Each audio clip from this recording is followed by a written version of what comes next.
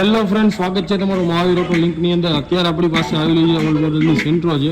તમે જોઈ શકો છો ને, ગાડીની અંદર પાણી અંદર આવવાનું, ફૂટરેસ્ટની પાસે પાણી આવવાનો પ્રશ્ન હતો ને તમે અત્યારે જોઈ શકો છો કે આપણે નીચેની ખાટલી ઉતારી લીધી છે.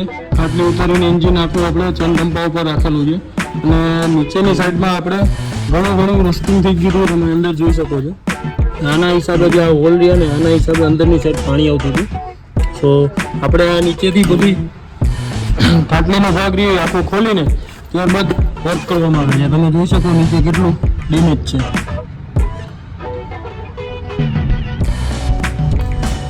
આ ડેમેજ કવર કરવા માટે બધું પ્રોપર રીતે ખોલીને ત્યારબાદ કામ કરવાનું રહેશે, કારણ કે નીચે ઘણી ખરી પાઇપો હોય છે કે જે